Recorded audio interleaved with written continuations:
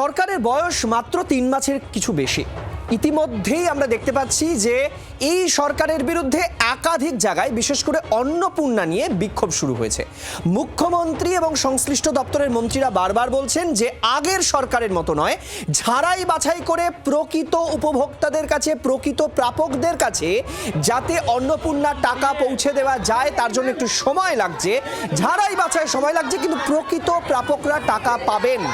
কিন্তু এক শ্রেণীর মানুষ রাস্তায় নেমে অন্নপূর্ণা ইস্যুতে বিক্ষোভ দেখাচ্ছেন। আর এখানেই প্রশ্ন উঠছে, অন্নপূর্ণা বিক্ষোভের নেপথ্যে কি তাহলে তৃণমূল? পরিকল্পিত বিক্ষোভ জোড়াফুল শিবিরের? গতকাল তোপ শুভেন্দু অধিকারীর।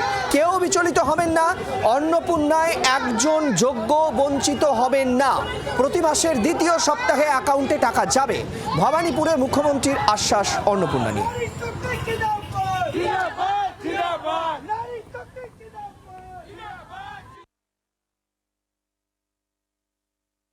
যারা ভোটে হেরে গেছেন বা যারা কোনোদিন ভারতীয় জনতা পার্টিকে মনে প্রাণে চায় না, তারা ভারতীয় জনতা পার্টির যেসব প্রেম, জাতীয়তাবাদ, ভারতীয়ত্ব এবং মোদীজির নেতৃত্বে ভারতীয় সংস্কৃতি তথা বাঙালি সংস্কৃতি এবং সনাতন সংস্কৃতি যেটা হারিয়ে গেছিল বাংলা থেকে, তারা চায় না আমরা এখানে মানুষের জন্য কাজ করি।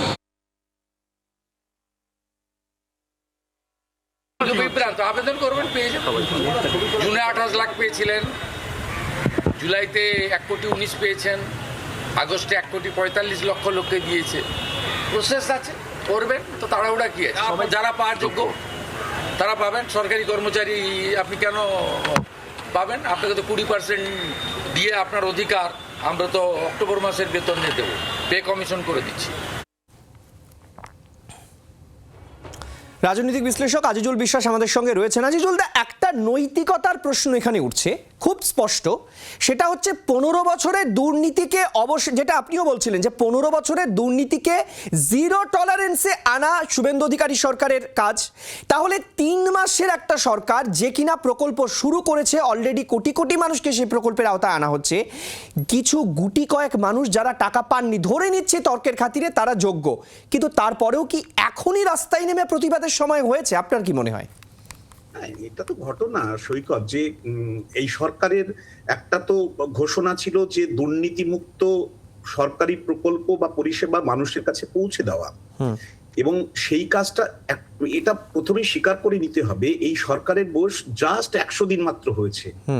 এবং সেই যে সরকার, মানে পূর্বতন সরকারের নানান রকমের দুর্নীতির অভিযোগ, সেগুলোকে যেমন একটু আগেই ধান নিয়ে বা রেশন নিয়ে যেটা বলছিলাম, তেমনি করে প্রত্যেকটা, এবং লক্ষ্মীর ভান্ডার নিয়েও ব্যাপক একটা দুর্নীতি ছিল, এবং উঠে এসেছে লক্ষ্মীর বদলে লক্ষ্মীর স্বামী বা পুরুষ তার অ্যাকাউন্টে টাকা ঢুকেছে লক্ষ্মীর ভান্ডার প্রকল্পে।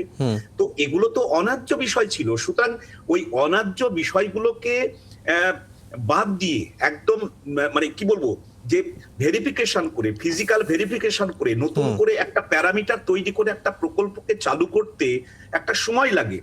তার পাশাপাশি সরকারি, মানে বিশেষ করে তার ইস্তাহারে, ভারতীয় জনতা পার্টি তার ইস্তাহারে যে ঘোষণাগুলো দিয়েছিল তার মধ্যে তো অন্নপূর্ণা ভান্ডারে 3,000 টাকা করে দেওয়া হবে।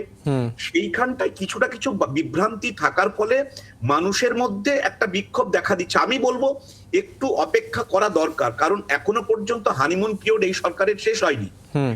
ঘটনা হচ্ছে এটা দেখা দরকার, তোমাদের চ্যানেল বলো, বিভিন্ন চ্যানেলের মাধ্যমে এই যে সাধারণ মহিলারা যারা বলছেন যে আমরা অন্নপূর্ণার সুবিধা পাচ্ছি না, সেই সঙ্গে সঙ্গে অভিযোগ করছেন যে যারা যোগ্য তারা পাচ্ছেন না, কিন্তু অযোগ্য লোকেরা, যাদের বাড়িতে বাইক আছে, যাদের বাড়িতে পাকা বাড়ি আছে, যারা অ্যাকচুয়ালি প্যারামিটার গুলো ম্যাচ করছে না, সেই রকম লোক পাচ্ছে বলে অভিযোগ আসছে। সুতরাং সরকারের একটু সজাগ থাকা দরকার যে এই রকমের ঘটনা যদি ঘটে থাকে তাহলে কিন্তু পূর্বতন সরকারের মতো করেই এই সরকারের বিরুদ্ধে কিন্তু অভিযোগগুলো উঠবে যে স্বচ্ছতা, একটা বিশেষ করে স্বচ্ছতার অভাব রয়েছে। সুতরাং একটা ফিজিক্যাল ভেরিফিকেশন যদি সরকারি বা প্রশাসনিক ব্যবস্থাপনায় হয় এবং একটু সময় যদি সরকারকে দেওয়া হয়, আমার মনে হয় যেটা কেওয়াস হচ্ছে, যে নৈরাজ্যের পরিবেশ তৈরি করার চেষ্টা হচ্ছে এবং সেখানে কোনো রাজনৈতিক দলের একেবারে আজিজুল, আমরা নজর রাখবো এই পরিস্থিতির দিকে। আপাতত অনেক ধন্যবাদ আমাদের সঙ্গে থাকার জন্য। আর এই নিয়ে অন্যান্য রাজনৈতিক প্রতিক্রিয়া কি আসছে, চলুন শুনি।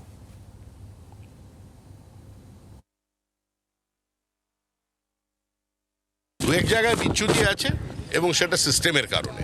বহু জায়গায় সাবোটেজ করারও চেষ্টা করা হয়েছে, কিছু জায়গায় ফর্ম ফিল আপ করতেও কেউ গাফিলতি দেখিয়েছিলেন। আরও 50 লক্ষ মহিলা তারা অবিলম্বে খুব বিলম্বেই তারা পেয়ে যাবেন। দেখুন, স্ক্রিনিং করতে হচ্ছে, বছরে 36,000 টাকা কম টাকা তো নয়। তা এত লক্ষ পুরুষ তারা লক্ষ্মীর ভাণ্ডারের টাকা নিচ্ছেন। তো সোশ্যাল ওয়েলফেয়ার প্রজেক্ট তৈরি করা হয় মানুষের জন্য, তার জন্য নির্দিষ্ট ব্যবস্থা নেওয়া হয়েছে এবং যারা পাওয়ার জন্য উপযুক্ত তারা প্রত্যেকে পাবেন। বাংলার আওয়াজ, বাঙালির আবেগ, জি 24 ঘন্টা।